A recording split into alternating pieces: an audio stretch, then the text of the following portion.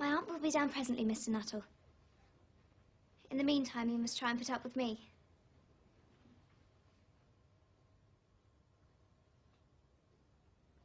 It is very kind of you to wait with me.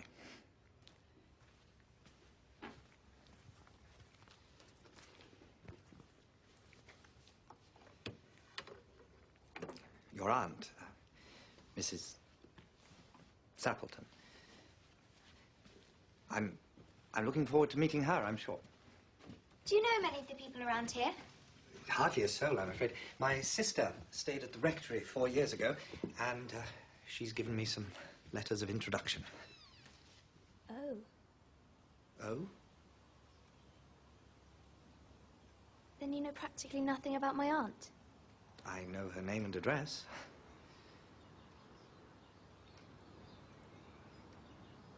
Her great tragedy happened just 3 years ago. That would be after your sister's time. Her tragedy?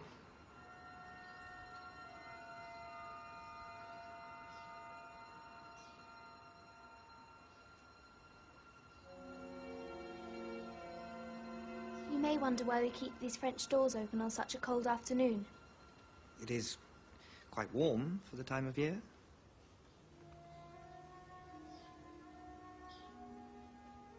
Out through those doors, 3 years ago to a day, my aunt's husband and her 2 sons went off for their day's shooting. They never came back. Crossing the moor to their favourite snipe shooting ground, all 3 were engulfed in a treacherous piece of bog. Their bodies were never recovered. That was the awful part of it. No grave, no marker. Poor aunt thinks that they will come back someday. They and the little brown Labrador that was lost with them, and walk in as they used to. She spends hours sitting, waiting, watching through the open doors. She won't allow them to be shut until it's dark outside.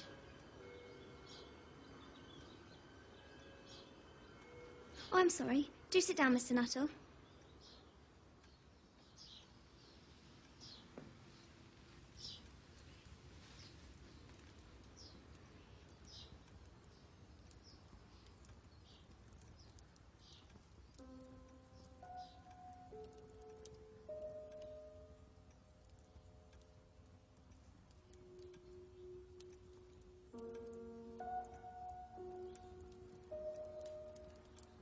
That was done shortly before they... Poor dear aunt. She's often told me of how they went out. Her husband with his waterproof coat over his arm, and Ronnie, her eldest son, teasing her. The tea'd better be ready when we return, Mamma, else there'll be hell to pay.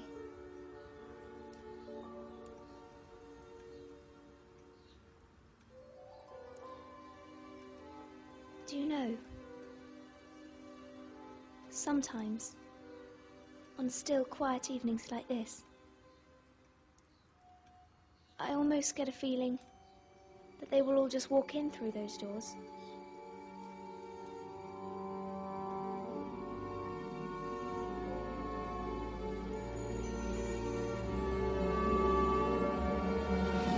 I'm terribly sorry for keeping you waiting, Mr. Nuttall.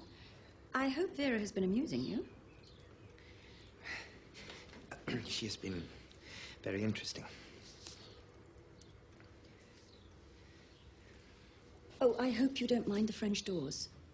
My husband and my sons will be home directly from shooting, and they always come in this way.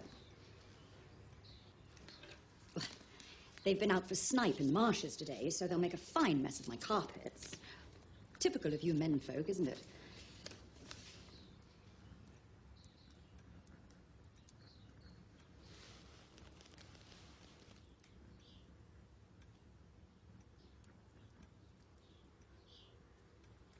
They're calling it nervous exhaustion. It's in the family. As you know, my sister...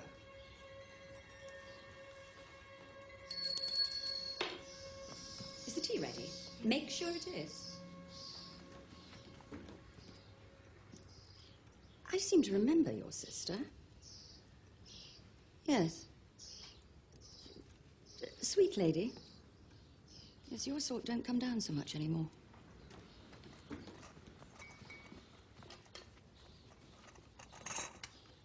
I hope your stay will be peaceful.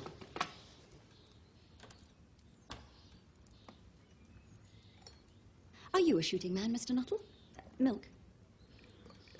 Just a little. It hasn't been the same these last few years. The rain and the mud, you see. It's made an infernal quagmire at the marshes. The doctors agree in ordering me complete rest. An absence of mental excitement and anything in the nature of violent physical exercise.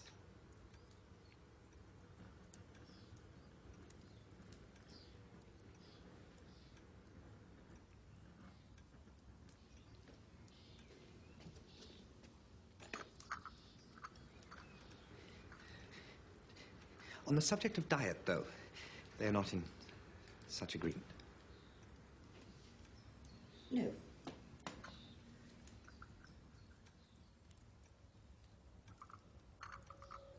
Oh, here they are at last. And don't they look as if they're muddy up to the eyes?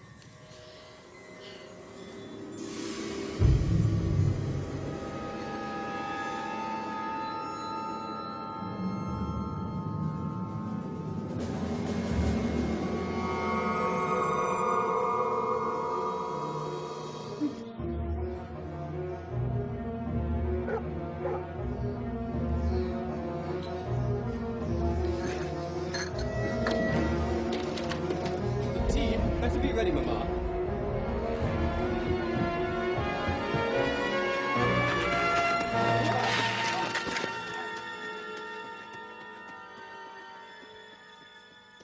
Oh, you're covered in mud. Oh, fairly muddy, my dear, but most of it's dry. They'll need to get used to it if we go to war. Oh, please, let's not talk about that. We'll be home by Christmas, you'll see. Check. Who was that who bolted out as we came up? The most extraordinary man, a Mr. Nuttall. He talked about nothing but his illnesses, and then he dashed off without a word of goodbye or apology when you came in. I expect it was the Labrador. He told me he had a horror of dogs. He was once hunted into a cemetery on the banks of the Ganges by a pack of pariah dogs and had to spend the night in a newly dug grave with the creatures snarling and grinning and foaming just above him.